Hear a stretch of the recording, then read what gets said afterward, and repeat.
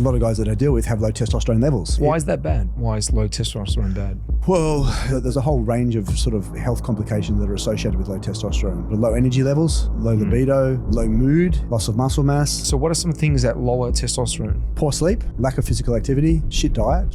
Big ones. It's a big killer of the testosterone. You were geographically confined, but you managed to break free. So let's talk about that. Up until 2020, I was a busy face-to-face trainer, pumping out probably 40 to 50 sessions per week, 10 sessions a day, 10 hours on your feet. I pivoted to the online space or decided that I was going to do it. Had a team of guys working for me, and then COVID hit. And then pretty much overnight went to zero. I was forced to work out of parks, my garage. It was the pits. I was like, how's this going to work? What did that kind of look like? At first, it was panic stations. I'm not going to lie.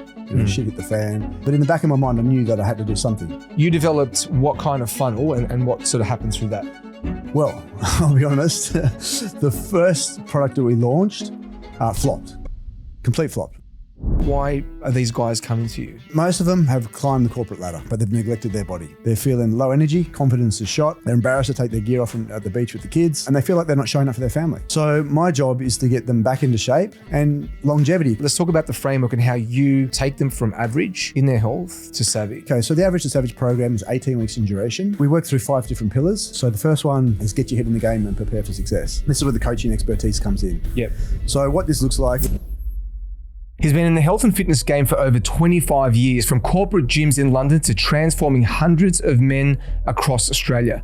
He's a strength coach, a sports nutritionist, and a creator of the Average to Savage method, a system that's helped busy professionals drop the dad bod, build lean muscle, and move pain-free, all while juggling career and family. But here's what makes Rhys different.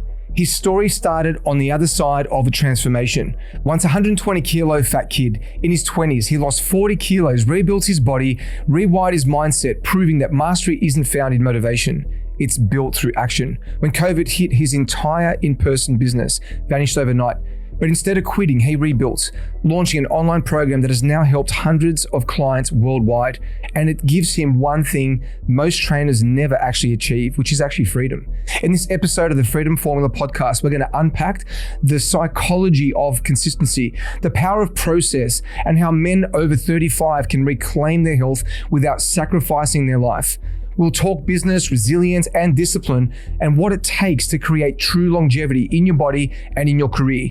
You'll listen to the Freedom Formula podcast, where we decode the playbooks of high performers creating income, impact, and independence on their own terms. I'm Shane DaCosta, your host. This is the Freedom Formula podcast. Let's dive in. Rhys, welcome to the Freedom Formula podcast. Thank you, brother. Thank you for having me on. Mate, absolute pleasure to have you here. And, pleasure to be here. This is quite I suppose, early on in our journey in the Freedom Formula podcast, this is quite new because up until this point, we've only talked about the I suppose subjects related to business, like the stuff that I love, like the juice, right? Like the sales, the marketing, the operations. And, I feel like when I was exploring bringing you on and looking at, okay, so what is it that we could actually explore and what kind of value can we impart on, obviously, the entrepreneurs listening, the intrapreneurs, the people that are freedom fighters that I call them. It's a gift. The gift is this, because from my perspective, and what I guess I want you to really help us understand today is why the most valuable asset that we actually have is actually the very thing that often is looking at us in the mirror, which is ourselves. It's our health, right? And so if that decays, then it all goes to shit. So I'm excited for this because I think that it's one thing talking about the external success, which is the things that we can acquire, the money that we can accumulate, the accolades that we can achieve in our business and whatever. But ultimately, if we suffer as a result, in other words, the price that we pay with our health being the ultimate price, if that's what we have to pay, then it's not worth it. Yeah, correct. Because when you really think about it, what's it all for if we fall to bits? So, before we sort of get into that, and that is, I guess, your area of brilliance, right? You've been on your own journey and you've been a successful trainer. You were geographically confined. It's kind of like what I would describe as golden handcuffs. And I know because I was also there at a point, right? Good way to put it. The golden handcuffs that you managed to break free. So let's talk about that. Let's talk about that journey, what it looked like, and some of the challenges that you faced along the way. Okay, cool. So up until 2020, I was a busy face-to-face trainer. Obviously, I'd worked alongside you at Bond Street, pumping out probably 40 to 50 sessions per week. It's crazy, right? Like 40 to 50 over a week. It's just intense. Yeah. I mean, and the money's okay, right? But as you said, you're golden handcuffs. Right. Yeah. Yeah. I mean, you're doing 10 sessions a day, 10 hours on your feet. And when you sort of think about your future, when you turn 40, 50, 60, you can't imagine doing those sorts of hours and being on your feet for that sort of time per day. It's a lot. It is a lot. So at that point in time when sort of I pivoted to the online space or decided that I was going to do it, I was 40 to 50 sessions deep, had a team of guys working for me, and then COVID hit. Yeah. And then pretty much overnight went to zero. I was forced to work out of parks, my garage. It was the pits. But what it did do, it allowed me to have a think about where I wanted to go. And that space was the online space. Obviously, I'd seen you do it. I'd seen a few other boys do it. I'd been thinking about it, but I was a sort of hardcore trainer, 20 years in the trenches. I was like, how's this going to work?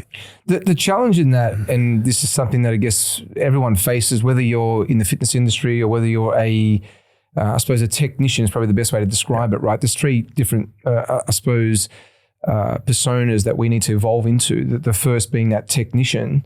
We then eventually, if we break out of that, we become the operator, meaning that we actually start to hire people and build an offer, we build a business, and eventually a select few get to the CEO. So you're trying to transition at this point in your journey. COVID hits, you're trying to transition out of being a technician. And for most people, they'll never break free of that. And do you want to know why? Because they're so married to being a technician, it gives them a sense of status. Well, that was me. Yeah. And so that validates us. It gives us a sense of meaning. And often we chase that. So particularly like in industries like, health, or it could be in anything really that you do. If you are so married to being a technician, it's very hard to break free because your identity is attached to that technician, right? So you're trying to break this identity. You're seeing other people succeed online, because that happened to me too for years. I remember I was attached to being a technician, seeing other people succeed and being challenged with, well, how do I do that? So you're seeing this all happen and evolve. Yeah. And COVID happens. And as always, right, things happen, but we have a choice. It's either happening to us or it's happening for us. Like to us meaning, we're a victim. And so therefore we're kind of responding to the situation. Happening for us, we use it as a catalyst and it's a positive. Yeah. And we decide, well, because of this now, it gives me an opportunity, as you said, to take time, to think, to plan, to be strategic and to start planning. So COVID hits, things shut down. Then I guess what did that kind of look like in that journey of you sort of thinking about, well, where does this go and how do I break free from having to go back? Yeah, yeah. So at first, I was panic stations. I'm not going to lie. Shit hit the fan. I was forced to work in parks, out of the, just carrying stuff around in the back of the car, just doing what I could do to bring in money, basically. But in the back of my mind, I knew that I had to do something. So it got me thinking about the online space, and I started looking into coaches. Signed up with a coach, started building this product. But, what was the decision making that you had to, I suppose, use, or what was the criteria by which you decided who you're going to work with? I guess I had someone else who had worked with them. That was Josh. Like Social Proof. Social Proof. Yeah. Josh Bowers had worked with a guy. His name was Lynn Trin. Yep. He was pretty well known in the space. Him. Yeah. He's kind of disappeared, eh? Yeah. Kind of sharp guy on the ball. Yeah. And Josh had done some work with him, and Josh had obviously launched a successful program. He'd done quite well. So I thought, I'm going to give this a crack. So then it was all about, who's my audience? Who am I going to sort of niche? I knew I had to niche. Yeah. Who was I going to serve? And, basically I looked at sort of, who I trained at that point in time. That was everyone and anyone. But the guys I got the best results with were career-driven guys, 35 and above. And obviously I fell into that sort of category as well. I was about probably 45 at the time, a couple of kids, career-driven to some degree. So you were relatable to them. You also understood their pain and frustration, their fears and their desires, more importantly. To some degree. To a good degree. Now I know them a lot more. Yeah. But at that point in time, surface level. Yeah. So you were able to connect quite well, I guess, with that type of avatar, that type of persona. Yeah. And so you sort of, it's interesting because I went through the same journey where we try to be something to everyone. And typically when you're trying to create, I guess a product in your first offer, we can tend to be quite generic and try to accommodate all people. Yeah. But then we recognize, well, when we're trying to be something to everyone, we're nothing to nobody. Yeah. And we realize that in fact, the best way forward is to say no to the people that aren't our ideal fit, and to then communicate very clearly the problem we actually solve for the right person, which elevates our status. So you recognize, okay, so it was going to be elite men, individuals that are successful on the outside. In other words, have got a great job, earn good money, have it all together, probably drive a nice car and all that kind of stuff, right? But on another level, they're probably not hitting the mark. They're struggling, which was their health. Yeah. And so you developed what kind of funnel and what sort of happened through that? Well, I'll be honest, the first product that we launched flopped, complete flop. What was it? It was average to savage. It was still called average to savage. It's a great brand, right? I love that. Average to savage. Yeah. I love that, because you think about the name of a brand, from my experience, is so fucking critical because it needs to communicate super clearly what it is that you do. Yeah. And I know there's exceptions to the rule. Like, for example, Nike doesn't tell you what it does. No. But there's a story behind the brand that the powers that be that lead that global brand have done incredibly well, so that when you hear the name, then you know what it is. But like from our perspective and what we do, it's so important to have a name that communicates clearly the outcome, like the promise. Average, meaning I recognize that right now I'm fucking average. Yeah, your fitness I want to be a average. savage. Yeah, 100%. Yeah, so you worked on that. Yeah. The funnel was the first thing you kicked off with that, but it said what did that look like? It was a direct ad. Basically, direct application? Direct application. Like, I've got this product, we do this, we take it from here to here, apply. Was there a particular framework with the ad? Oh, I can't even remember, bro, now. Yeah. I can't even remember. It was just basically apply here, click here. There was nothing fancy about it. And it was crickets. Was it like Facebook lead ads? What kind of things were you running? Lead ads? Just Facebook, Instagram ads. That was it. Instagram, but they were basically lead ads. Put your name, your mobile into a Facebook lead form. Yeah, exactly. Into a lead form. They opt in. And at that point, did you have any SDR, any outbound initiatives, nothing. any AI DM setters, any human setters, nothing like that? It's crazy, isn't it? Yeah, it is. And well, therein lies a little bit of the clue, because success leaves clues, and so does, I suppose the lack of success, is that just through my learning through funnels, the evolution is that, it's speed to lead and speed to relationship. So 5 years ago, we didn't know any of that. What we thought was, okay, we'll put up an ad, a bunch of people give us their mobile number, but then what? Yeah, exactly. Right? So what were you doing that was trying to monetize it then? Like what kinds of things were you doing? Basically just trying to get on a phone call with them to sell. And that's it. That's all it was. It was very simple. Yeah. So you're experiencing a new journey. Yeah. I mean, the leads we got were terrible. The leads, not good. And I'm not surprised with lead ads. You're not gonna get amazing leads. Right? They weren't high performing corporate guys. Let me tell you that. Yeah. Okay. So it would suggest probably on a few levels then that possibly that the message to market may have needed some work. That the creatives may have needed some refining. The funnel potentially needed so unpolished. It was so raw. I think and the thing about good funnels and great funnels kind of let everyone get through. Well, bad funnels do that. Good funnels exclude some people, but great funnels exclude a lot of people. Yeah. And by definition, that of a funnel is you start with a larger segment. Yeah. But your message and your process excludes those that aren't a good fit. So then you arrive at a point where you're only talking to people that are a good fit. So then you're having these conversations, they're not a good fit, but you're signing some people up, obviously. Nah, bro. At this point, no people. Nothing. Oh shit. Nothing at all. It was heartbreaking. It was soul destroying because I'd gone about things the wrong way. I dumped, I don't know if you know, I dumped a ton of money into building a studio, like a gym. You've been to my gym. Incredible gym. About 150 grand's worth of gear, right? And I mean, this is a world-class home gym. Atlanta. It's probably as good as it actually gets, right? Yeah. And I couldn't think of anyone in the world. I mean, even thinking about sort of what Mark Wahlberg shows on his Insta and whatever. And, Rock. I've probably only seen 2 or 3 people globally like that had something similar, if on par with that. Yeah. So I got a bit obsessed, right? I was like, fuck, if I'm going to little bit obsessed. I'm going to build something where I can film from, so I don't have to go to a commercial gym and I can just create all this content. Yeah. So we'd done that. Plus I'd invested a bunch of money in gear, a coach. put a lot of time into filming these videos, these long drawn out sort of 40-minute sort of, I guess, value videos, I guess you'd call them, or it's kind of like long form content. Long form pieces of content, what, for YouTube, or was it for? No, just the ads themselves. Oh, the ads. Remember the old ads? Like, they'll go for like, 30 minutes and tell you the story and take you on this journey. That's more like a VSL. It's a virtual sales letter, right? 100%. So it's more like historically, by definition, that's more of a VSL. That's what it was. Yeah, exactly what it was. And then it completely flopped. Like not one single inquiry, I don't think, on the first time. Yeah. So I was like, fuck, what do I do? So we went back to the drawing board, refined it, learned. I think I got another coach at that stage. No, I used someone that was working for Lynn, one of his sort of junior guys to help us out. And this time we got a couple of sales. Two. Yeah, right. Yeah. Two in the second time. Better than nothing. Positive.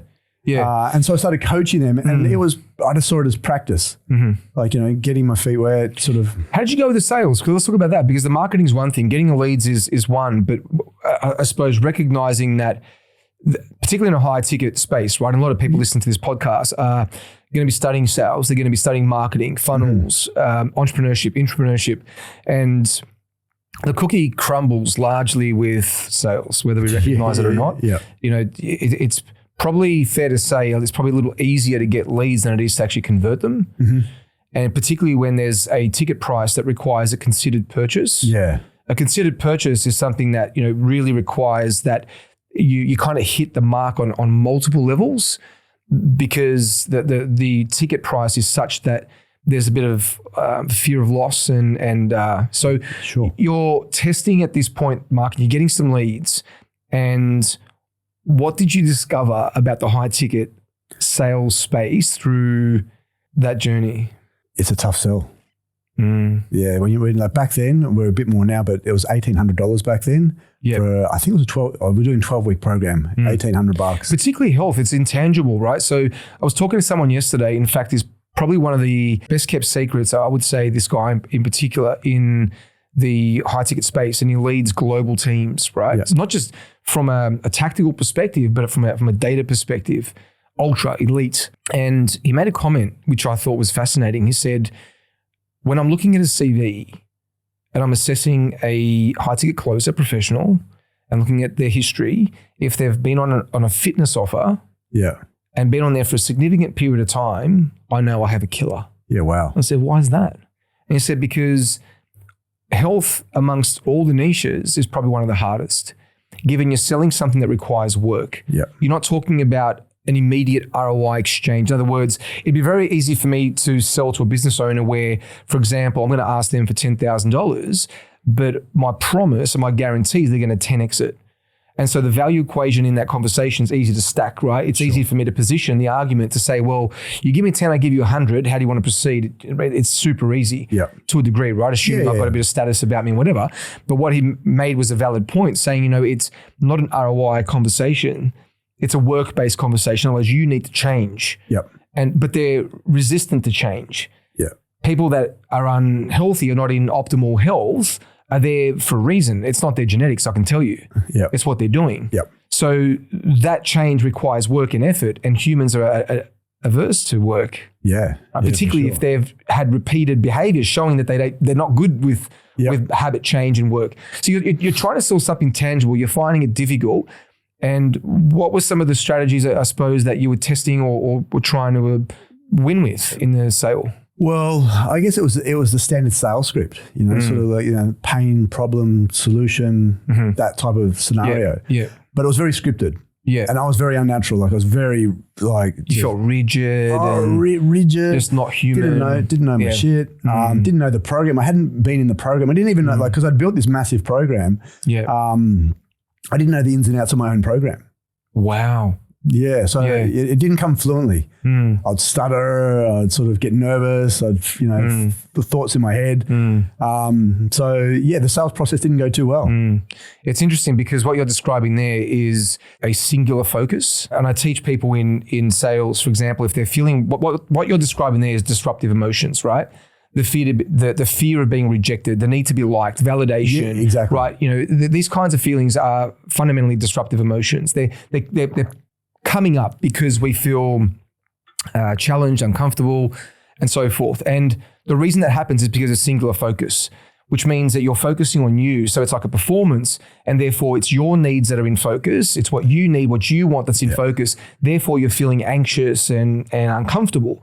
But what I teach agents, and we sort of drill this down, is if you're feeling that, we need to go to dual focus. In other words, you need to go to focusing on the person, their needs, because when you focus on someone else, it's no longer about you. So it's impossible to feel those emotions. Exactly. Because it's about service, it's about them, it's about their problem. So you become interested, and we call it the 3 C's. The first C is that you have to be curious about someone. Yep. In other words, if you're curious, you're asking good questions, which means it's dual focus. It's about them, right? So it's not just about you, about them. I'm curious as to what's going on and whether or not I can help. The second C is concern. In other words, well, this has been happening, so how's that affecting you? Yeah. And again, it's about them. Yeah. And so it shows that I have empathy and I'm interested in them.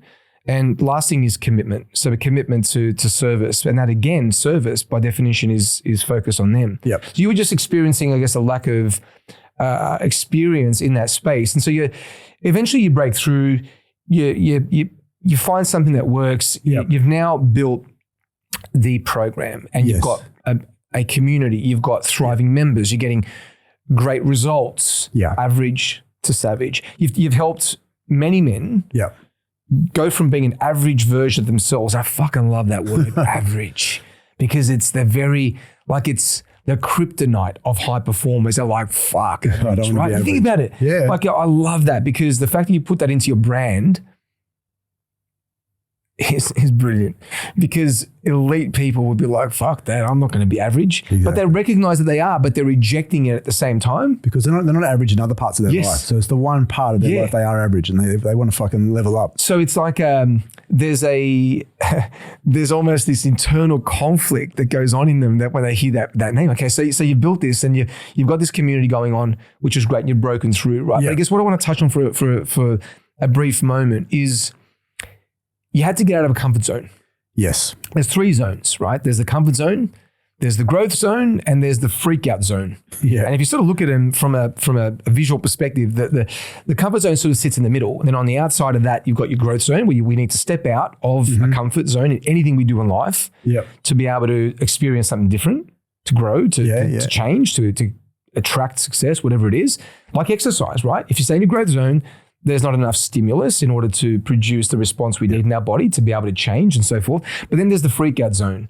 And so you were balancing along that journey, being drawn sometimes into a freak out zone, into things that were just a little too far outside of your comfort. All the time. Yeah, to then being in a growth zone where you're like, okay, this is challenging, but I'm enjoying it, I'm learning, I can see myself doing, and balancing between that, right? Yeah. So tell me about that, I suppose, some of that and what you experienced, like the conflict in that. Like, because people will be listening to this going, yeah, like I'm in a comfort zone. I want to break free. I don't want to be in my 9 to 5. I want to learn sales. I want to learn marketing. I'd love to build my own offer, my own business, whatever it is. Yeah. And they're battling with the idea of getting out of that comfort zone, burning the boat, so to speak. Well, yeah. So I basically had one foot in each camp for a while. I was still doing my face-to-face training. Sometimes we have to. And then I wasn't... I didn't burn my boats. Yeah. But I got to a point where I said, fuck it, I've got to go all in. And that's when the business really took off. Interesting. Yeah. And if you trace it back and you go back to that decision, is that where you can see things legitimately changed? 100%. Like, right. Unfortunately, it wasn't for years. Like, from 2020, say 1 to 2020, end of 2024, I had a foot in both camps. And I wasn't going all in. It wasn't to the end. It's only been this year that we've really taken off. Takes time sometimes. And it's because I was still, working with probably like 30 hours a week, face-to-face personal training. And it wasn't until I said, enough's enough. I've got to burn the boats. I'm all in. That's when I started building. It's interesting, isn't it? It's in that decision that, and I can sort of trace that back even into my own journey. It's scary though, because what we know, the comfort is it's predictable, it's safe, it's secure. And you got a family, you got young daughters and so forth. So sometimes there's additional layers of complexity. Some people who want to get into entrepreneurship have an easier road where they only they don't have any dependence. It's only them. Yeah. But we always have challenges. Everyone has their own things to consider. But it's interesting that, everyone can trace back to a point where there was a decision.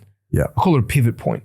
Yeah, exactly. where there's something that happens that you recognize, well, it's either going to be or it's not going to be, because you can't be half pregnant, right? It's kind of that. I always say to people when they're talking about levels of commitment, and we sort of face the truth, and I use that analogy, and often it produces that laughter, which is partly intended, but it's the notion that you can achieve everything you want with only half the effort. It doesn't exist. Like, you literally have to be all in. You do. And what does all in look like? So for me, all in, I mean, it's a big week. You know, it's it's more hours than you possibly did. Mate, as an employee, I think people don't appreciate, they think they're going to get into, I suppose, freedom, right? Yeah. I'm going to start my own business. I'm going to launch something online. I'm going to start an e-com store, whatever it is. Yeah. It's always so much more work than you think. Twice as much money, twice as much time, twice as much resistance, twice as much setbacks. 100%. I've never been so busy in my life. You know, I am seeking freedom, and we will get there. And that's what we're scaling to do. That's the end goal, right? And there is somewhat freedom in the model that I've built at the moment. Like, I can go on holidays for 4 weeks, still sell, still earn money. No one's turning off the tap. Which is fantastic. But the day to day when I'm working here, it's a big week. It's full on. So I've got, Mondays sort of coaching calls, check-ins with my clients, sales calls, Tuesdays content creation, Wednesdays filming that content, Thursdays is another day of check-ins with my clients. And that's like, when I say check-ins, I'm talking like 7 till 7 at night sort of thing. Yeah, wow. And then Friday is more content, wrapping up, business type KPIs, that sort of stuff. So I'm a lot busier than I used to be, way more busier.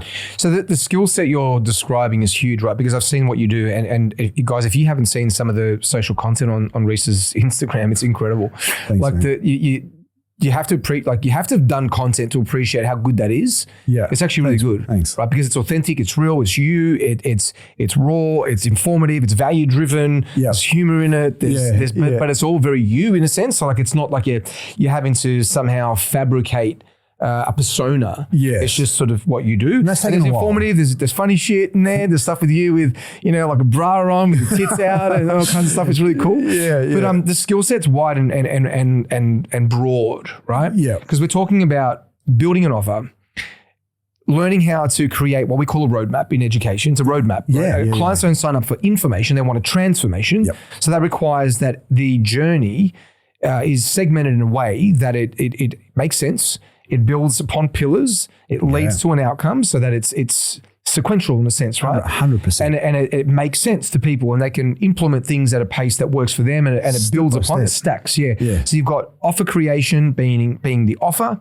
Then you've got content for a program and the pillars. Yep. Then beyond that, you've got coaching. That's a skill. Yeah. Then you've got sales. That's a skill. Then you've got media buying, assuming if you're doing your own ads, then that's a skill, right? Creating assets, writing copy, email, Facebook ads, social posts. Like, we could go for days. Like, the amount of skill, I just want listeners to appreciate that it's who you become that is the prize. Yeah. Because freedom's achieved when you've evolved and you've become a version of you that you no longer were, because now you've got a new skill set that literally allows you to write the ticket. Because, if the world changed tomorrow and let's say AI was able to do fitness, but you still acquired a whole bunch of new skills that you could easily offer value to the world. Yeah. So it's the skill acquisition. Yeah. So you've built this incredible amount of skill, and it just so happens you're delivering health and you're bloody good at it, right? But I suppose at some point the next skill, which would be interesting for you to consider, is the skill of delegation. That's exactly where I'm at. Because see, where all founders get challenged, and I built a health company that had 100 staff at one point. Like, can you imagine that beast, right? About 100 staff, give or take a little bit, probably a little bit more at one point, probably a little bit less at another, and now much less, right? Yeah. Because I've learned enough lessons and I would never do that again. So we keep it lean, we keep it mean, we make sure that it delivers value. That's the goal. Rather than big, we want profitable, we want lean. Just make sure that the listeners understand that, right? Yeah, for sure. You want lean and mean and profitable. And something that also feeds your life. I mean, I think a business by design is the goal. Yeah. A business by design meaning it serves its purpose. It delivers not just the money, but the the lifestyle you want. Yeah. Right? So you're going to have to learn the skill of delegation, because there's still, from what I'm hearing, something new that is the technician. Oh, yeah, for sure. Doing the thing. Yeah, doing the thing. And it's hard to sort of give that control to someone else. Yeah, I mean, like, control, though, I guess, never changes, but it's responsibility. I mean, there's levels of responsibility. If scale is truly what you desire, and a business owner is listening to this going, yeah, like I want scale, right? Yeah. And they're listening to you kick a business off. So many will get stuck at what we call ground zero because they're unwilling to allow that version of them to die. The technician still exists. At some point, the skill that then needs to be acquired is the skill of delegation. Now, delegation, in fact, could be the most powerful next step, because that's where you create leverage. The leverage in teaching a system that anyone can do. And fundamentally, that's what we all do. In health, we build systems. In business, we build systems.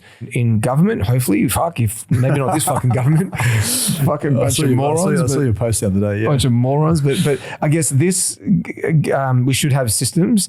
But systems would by definition mean then it's transferable, right? So here's where I would challenge you. So if you could learn the system, do you think it's plausible that someone else could? Of course. Yeah. I mean, you've said this to me before. I remember we had a Zoom call like a while ago, just catching up, and you said something along those lines, and I said, he's fucking right. Anyone can learn those skills. Yeah. As long as you've got your SOPs in place. Yeah. And the systems. So it's basically the idea that, well, someone can do it just as good, if not better than me, that ultimately is going to set you free, because it's either a big business that you want or it's freedom that you want. Yeah. Because if you want freedom, then you kind of can't have both, in a sense where if you forever remain a technician, you'll never have true freedom. Like I've had periods in my business where, for example, in the health offer, where I legitimately did nothing other than run team meetings. Yeah. Legitimately did nothing other than run team meetings. I literally did myself out of a job for a very large period of time. It's not quite that today, because we've had to downsize and to, with the shift in the Australian economy, in conditions in Australia, trying to break into the US, and what we're doing in my health offer. For those that don't know, I also run a health company, and we've done over 30 million in sales, right? Sure. So to do that, like, you can't do that alone. You need great people and you have to also be open to the idea that there are people out there that are better at something than you. And that's okay. Yeah, for sure. It's freeing. It's freeing. Like, I don't have to be the best person at everything. In fact, it's Hormozy that says, and quite openly, that, he's not the best at anything. He's a jack of all and a master of none. Yeah. I've taken on that mantle personally, where I have kind of allowed this kind of pride and ego in me to die, that I have to be the best at everything. I don't need to be the best. So, for example, what I would need is, if I was building, let's say, a media buying agency, let's say that was what I was building, I would have to have a fundamental understanding of the mechanics of media buying to be able to assess if you were applying for a job, whether or not you're full of shit, or whether or not you're actually good at what you do. Mm-hmm. So then I can also have an intelligent conversation. I can ask good questions. I can assess your thinking, the way you problem solve. Then I can understand the types of things that you're going to implement. What are acceptable KPIs? Are we hitting them? How are we going to improve someone's account? So it's a baseline understanding that allows me to make an assessment of the person that I'm interviewing, that then creates the freedom, right? Yeah. So business, you've learned a lot, you're growing and all that, but I guess let's zero in on performance, because you help individuals that are already successful, who are making money. Yes, correct. Yeah. Recalibrate their life in order to achieve optimal health. Yeah. Let's take a quick pause now. If you're watching or listening right now, it tells me something about you. Like, you want more out of life, more time and more freedom, and possibly even more control over where you live and how you actually earn. But most people never actually take the leap. That's the crazy thing.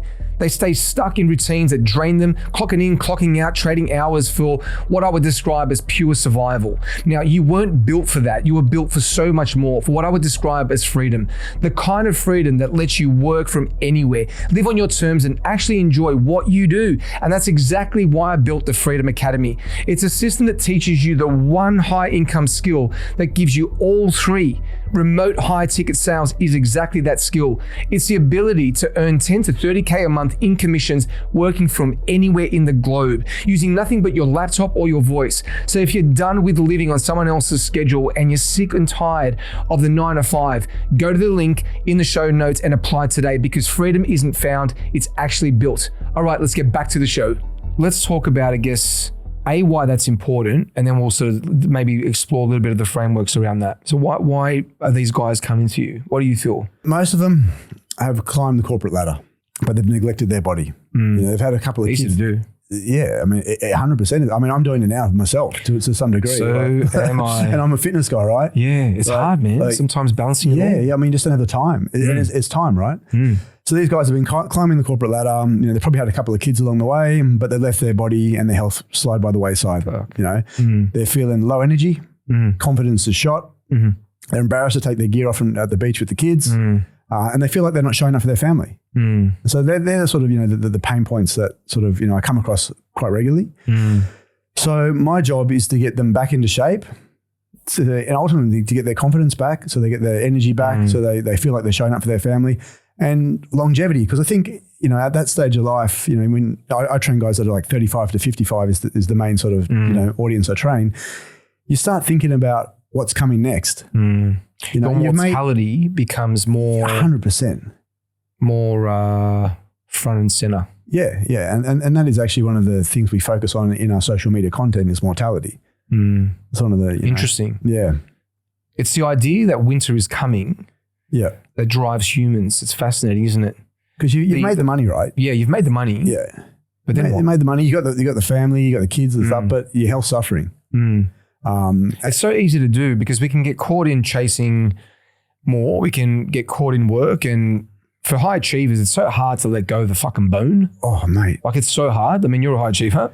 It's so hard to let go of the bone, like if you've got something you got to do, then it's easy to put everything else to the side and just focus on the work. But often what we have to pay, I suppose, in return is a price that is a big price, right? Yeah. We talk about, it's interesting, right? Because you can talk about the decay where muscle deteriorates, your cardiovascular system starts to diminish in capacity, which starts to produce lower levels of energy. Yeah. The physical stuff. Yeah, your VO2 max declines and your strength goes down. What concerns me, and when I think about that demographic, is then not so much the physical stuff, but it's the emotional stuff that comes after. Yeah. Because when that hits, it starts to become a daily issue. In other words, where your confidence is shot. You see yourself, for example, whether it be on camera, it could be in a photo, you might be doing a podcast, for example, whatever it is, an interview might be on TV. I mean, these are successful individuals, right? Yeah. And they see themselves a little puffy. Their colors change. Their eyes look bloated, sort of thing. And their energy's low. They're always tired. They get home, they've got peanuts left over for their family. They've got the crumbs left over. Yeah. There's nothing there. Their sexual performance starts to suffer. So their partnership is in danger. Yeah. It's the emotional stuff, right? These are the things that come up in the sales calls all the time. If you dig deep enough, these are the pain points. Well, you should be digging deep because that is ultimately the bigger issue. It's interesting. I was doing a sales training session yesterday with some of my team, and we were talking about this concept of implied needs and explicit needs. Yep.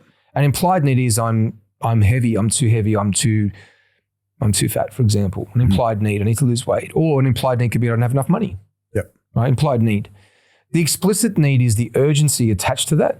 So when you can dive deep and you can get beyond the surface and you can probe and clarify, you learn how to label and mirror, for example, an open space, people then step in and start to disclose and get beyond the surface, right? So when you get beyond the surface of these guys and you delve into their pain, their fear, their frustrations, but their current pain, they recognize that things need to change. So then there's a framework. Yeah. So let's talk about that. Let's talk about the framework and how you help them recalibrate how you take them from average in their health to savage. Yeah, and then what that means on the back end. Yeah, okay. So the average to savage program is 18 weeks in duration, but the first 2 weeks of that are spent purely on education. It's what we call the foundation course. So we work through 5 different pillars in that foundation course. So the first one is get your head in the game and prepare for success. So it's all about mindset. Gaining clarity. It's interesting. It always goes back to that, isn't it? Mindset, clarity. Yeah. I knew that had to, because going through my own transformation, I knew that was so important. Well, yeah, it is. I mean, you have to get your head in the game, prepare it for success, gain clarity on where you are right now. Build where you want to be. It's like trying to play darts with your eyes closed if you don't have clarity. 100%. Yeah, you need to know where you're going, why you want to get there. Build that vision. But then you got to set up your habits and behaviors that are going to get you there. And these are the things that we focus on really, really heavily in that early 2-week phase. So we build the habits and behaviors out with our client that they're going to focus on. They're the big levers. They're the things they can pull on and make the big. So you shift their mindset first and foremost. I guess you get them identifying clearly what it is that they truly desire. And why it matters to them. It has to be a why. I mean, Simon Sinek talks about start with a why. But there's an incredible book, I'm not sure if you've read it, called Instant Influence, which goes into a framework of motivational interviewing. And effectively, the framework is designed to help anyone, doesn't matter who it is, anyone, find a reason to break through a roadblock. Let's say roadblock was addiction, and that addiction just so happened to be alcohol, right? Difficult one. The framework helps the let's call the person the facilitator, ask 6 questions that helps the person internalize their deep drivers that can legitimately help them break virtually any addiction in that moment. Yeah, wow. In motivational interviewing. So you help them basically do that in your program. Identify with clarity what it is they want. Yeah, we do that through what we call implementation tasks. So these are tasks they'll have to do by themselves. Not so much for me to look at, but more for them to sort of identify all their sort of roadblocks, their challenges, and their current mindset and their state. So that's one of the pillars. The second pillar is the habit and lifestyle mastery system. And this is the habits. This is the sort of the big rocks, the things that they're going to be doing on a daily basis that will cumulatively add up and get them to their end result. What I found is that, if we're always focusing on the vision of where you want to go, sometimes we forget about the small daily executable habits. The doing. Yeah, they're doing. So this is the behavioral change. Yeah. This is acting like your future self. The actual doing. Yeah. It's easy to want. Yeah. Everyone wants. But I want to be wealthy, but very few people do the work, right? I want to be healthy. I mean, these are the things that that wealthy person does. You've got to act like that version 2.0. I love that. So it's an identity shift, basically. It's being your future self now by taking the type of action that a healthy person takes. Yeah. So I love that. You got to keep that at the forefront of your mind. It's hard to do, but this is something we try and instill. The third pillar is the flexibility within the framework nutrition system. So I knew that the guys that I'm coaching, they're too far gone for chicken and broccoli, tuna and rice, right? The nutrition system had to have a level of flexibility, but obviously within a framework. We need to be in a calorie deficit if weight loss is the priority. So we have a system where 80% come from whole food, nutritious sources. 20% can be more relaxed. So you can still have pizza night with the kids, catch up for date night with the missus. We teach calorie budgeting as well, so you can sort of plan ahead. Learn how to plan ahead for events and stuff. Yeah. So we're giving them this foundational knowledge on energy. We give them energy balance. We teach them how to calorie track, how to budget ahead, or maybe post budget as well. If they've gone out for an impromptu get together with the boys, you've had a few beers, you've let things spill over. So we're giving that sort of information, and the information we're giving them is not just for the 18 weeks. It's lifelong. Okay. The fourth pillar is the Savage Strength Training System. And this is built around Tony Battage's GPP model. So we're building clients from the ground up. Because it's just say you get a client who's 40, we're not going to chuck him straight under a barbell. Because he's going to break. It's too much. Foundational stuff that is structured in such a way that meets them where they're at, and obviously corrects any imbalances and so forth, and moves through the next. Yeah, gets because it's fucking 20 years over a desk, and probably just locked. You're going to be locked up tight in areas. So we're restoring movement. Now we're working on movement patterns. We're building work capacity, so getting them physically fit, building that muscular endurance as well, then structural balance, then movement literacy, then the barbell phase. So we're building them from the ground up in that progressive manner. Obviously, everything's periodized. Taking them from here to there.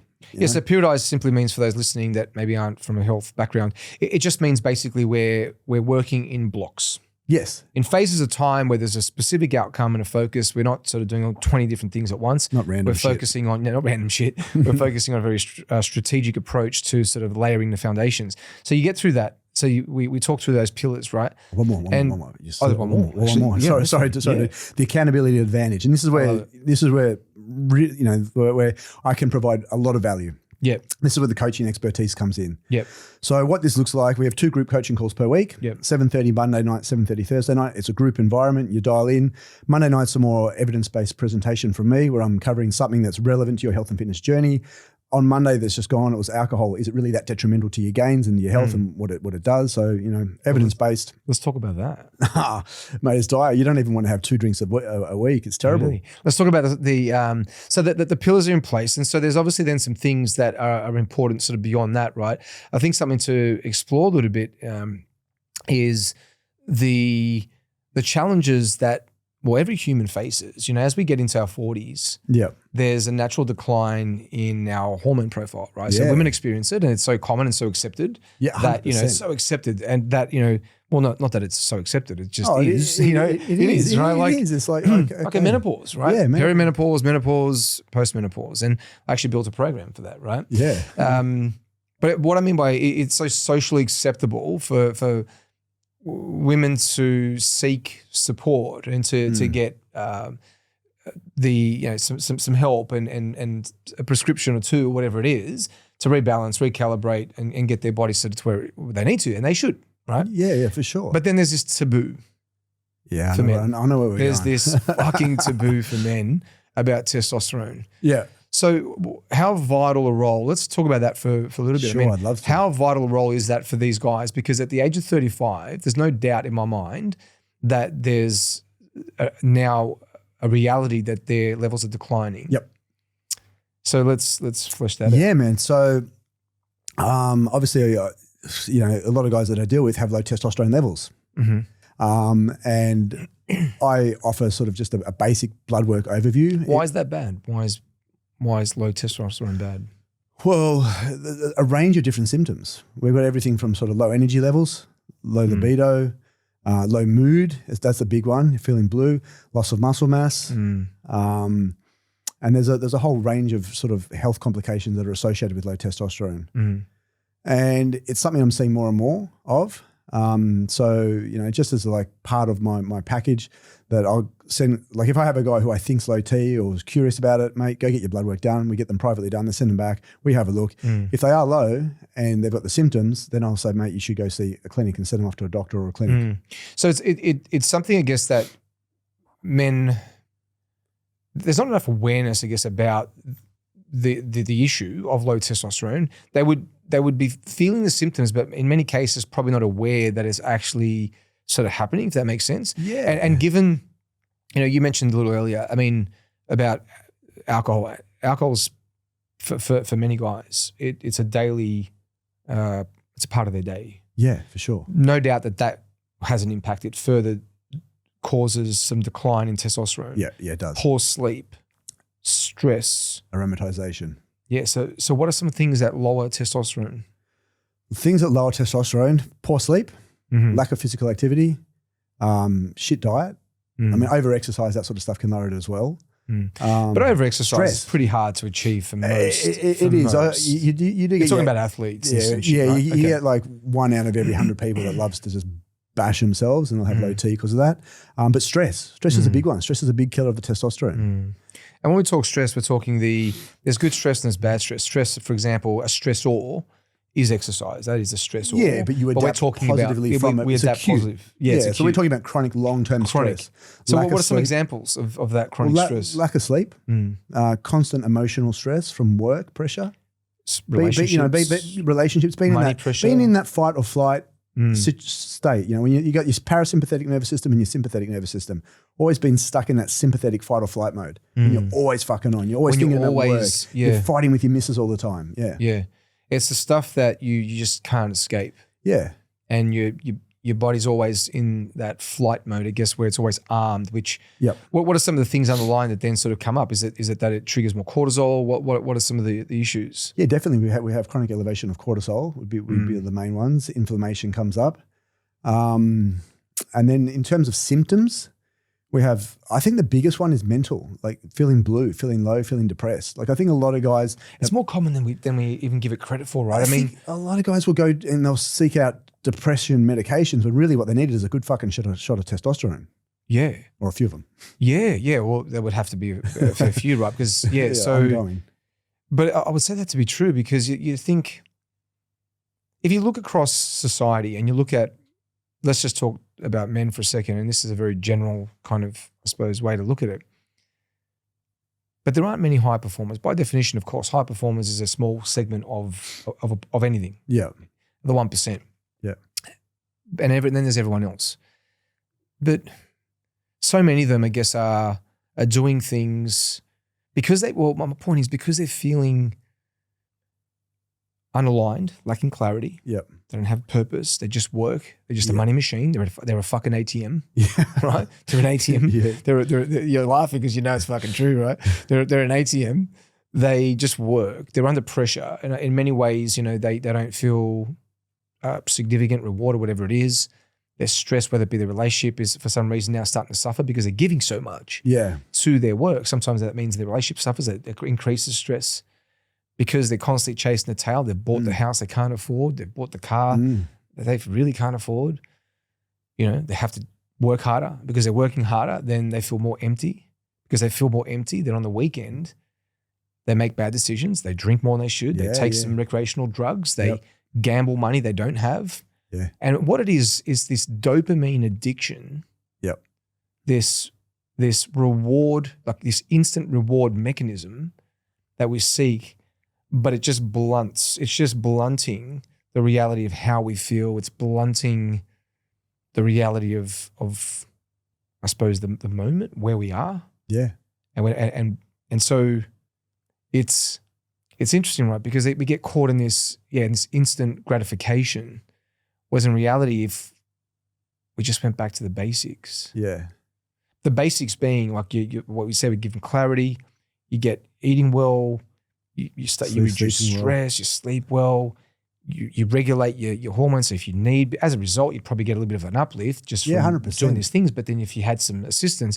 So it's such a taboo, right? TRT, testosterone replacement therapy. And I think some of it, I'm assuming it's going to be a little bit different. I'm a big fan. What I'm not a fan of anymore is, self-medication.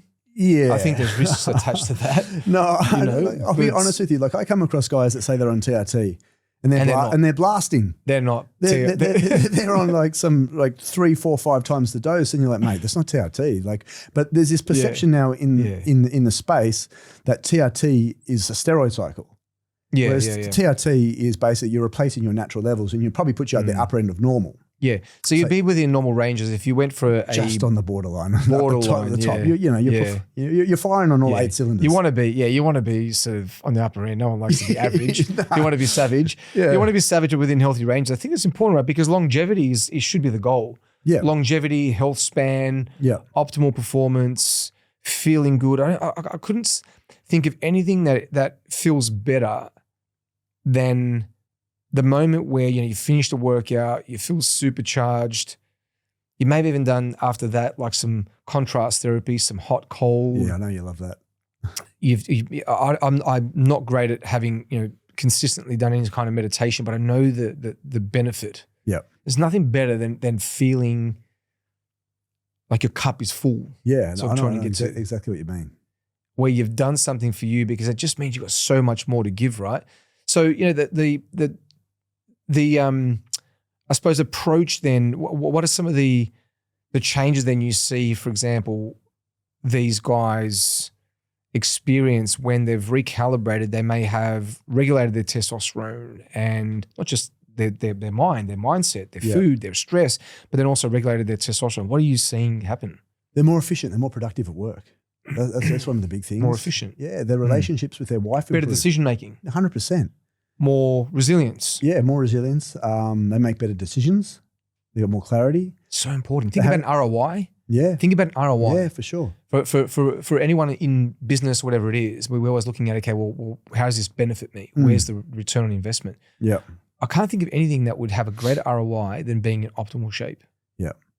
No, I had a client I was speaking to on Monday.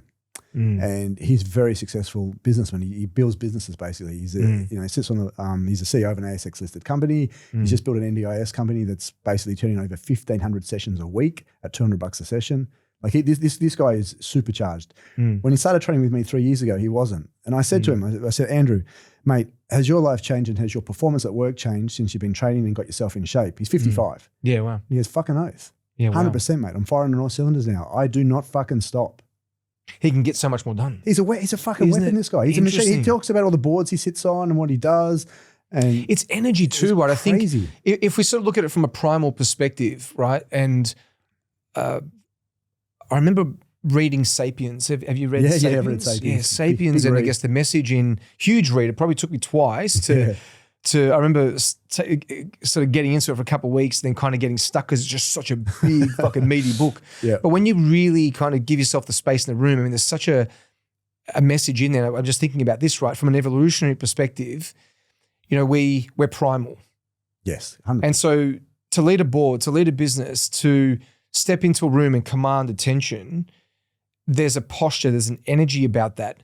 And it's irrefutable that people, when they see you and see you in good shape, you look healthy, good color, hair's healthy, teeth are sharp, that communicates immediately to the counterparty, to the other person, that you need to be respected. Yeah. I mean, there's the internal respect that you gain from that, from being in optimal shape. There's the internal posture that you gain. Yeah. Right. There's a status elevation in that for yourself internally, right? For sure. The confidence. A self-respect, the confidence. We say confidence, but it's a self-respect. Yeah. From an evolutionary perspective, like if you were to look at a tribe, the alpha was the one that was in the best physical shape. Yep.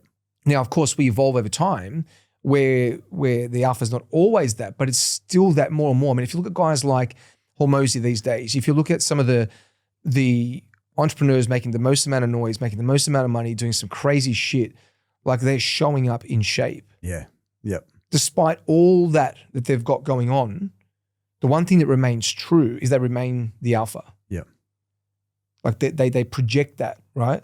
And I think it's probably even more so now. I mean, there's a bit of a, I wouldn't say, I'm not sure, there's a negative kind of alpha message on YouTube and that with like Tates and shit. There is that toxic bullshit. alpha, whatever.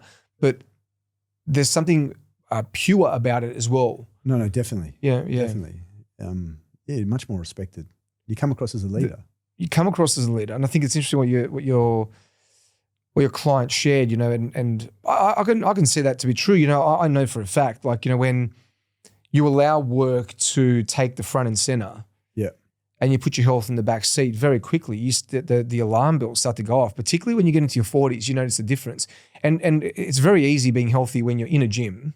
Like when you're working in a gym. That's another thing now when you're leading a business, for example, and you know that the shit's blowing up, things have changed, funnels are down, ads are fucking up, you know, staff members just fucking resigned. You're interviewing 20 people, 15 of them are drop kicks, and then you've got someone else that's challenging you for your attention or whatever it is, someone chasing a bill, and then, you know, like, you've got to put out those fires, and the gym just comes second. Funny enough, I had a message yesterday. There's a renowned health coach here in Australia that I was looking to do some business with and into a partnership.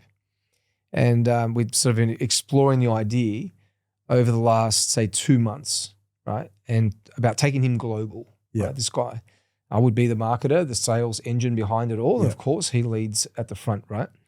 And he messaged me yesterday saying there's quite a bit going on, got a lot of fires to put out. It would be impossible right now for me to focus on something else, take something else, put something else on my plate. And I think he's very wise doing that, because if he was to proceed, it would be at the expense of something else, which clearly would be his health or his relationship or something else, right? So it's measuring the, I suppose, cost benefit. Yeah. The cost benefit ratio that we always have to measure up. So the alpha, right?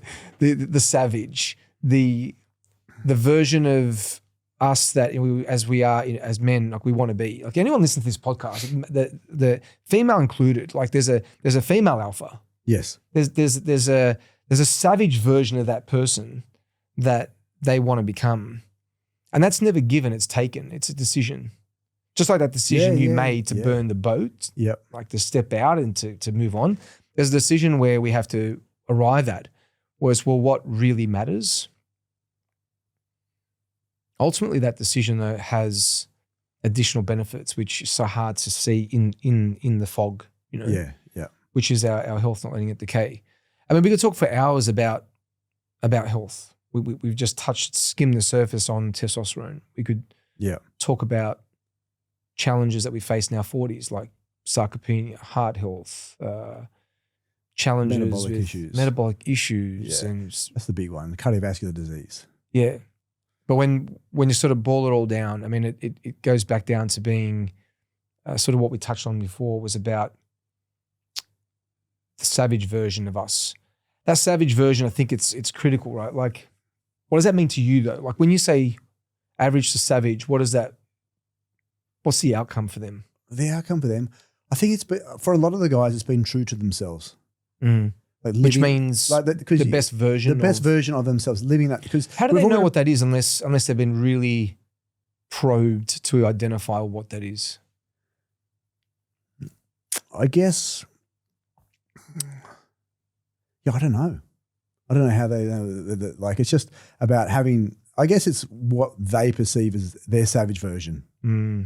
And living up to those expectations. Because, you know, we all paint a picture in our head of where we want to be and how we think we should be. And if you're hitting that, then you're content. Then you're happy with internally. And yeah, I'm showing up for my family. I'm the leader that I should be, if that makes sense. But leading by example, I think that one of the saddest things I see is when I look at parents that are in terrible shape. Yeah. It's one of the saddest things I see. Now, equally, it's sad if someone's in shape, but they're a bad example in different ways, right? So it's equal, right? Yeah. It's not that one is more than the other, but I guess just purely looking at it from what it is. Yeah. Children, they mimic behavior. Yeah. And they are mirrors in many ways of, you know, their parents. So, you know, if we aren't in the best possible shape, if we aren't leading by example, if our habits are poor, if we're drinking too much, if we're smoking, vaping, taking recreational drugs, I mean, or just sitting all on the this couch, stuff, just sitting on the couch and just allowing life to pass you by. Which is the big one these days, just scrolling and Netflixing. Yeah, detached from greatness, detached from living up to what being a savage and just accepting average. Yeah. It's funny how we've ended up here, right? I remember years ago doing live talks in the fitness industry and just being so vocal about like rejecting the status quo, rejecting the average journey, rejecting the average pay. The T-shirts you had. Yeah, I even had the T-shirt. Yeah, I remember. Fuck average, right? Fuck average, yeah. Which was, at the time it made sense, I guess, for what I was doing, but now I sort of reflect on that, I think, wow, it still remains true. Yeah. I think what drives us all, because high performers is who you train. And by definition, a high performer has to have a pre-wired idea. Yeah. The pre-wired idea is that, like, I want to be great. Like, I'm not willing to accept just the average car, the average house, the average job, and therefore the average body, the average relationship, whatever it is. Yeah. And they're willing to do a little bit more, right? So to wrap this up and to get I suppose your take on then, when it comes to health, right? Mm-hmm. What is it you stand for, and how would you describe what it is that you fight against? Definitely, I mean, look, I think you just said it in your previous few words that, you know, sort of stand for greatness, like not being average, you know, stepping out of your comfort zone, getting amongst it, taking action. And I'm against mediocrity, you know, because one of the things and one of the reasons I got into the health and fitness space in the first place, I obviously went through my own transformation.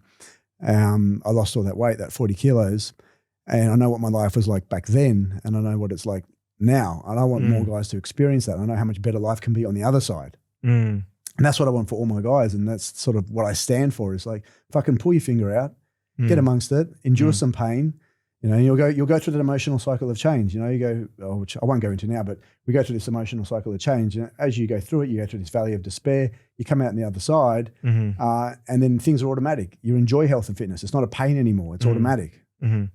It's just become the norm. It becomes the norm. Your version 2.0. It's kind of like cooking a crab. You put it in cold water. It's alive. Yeah.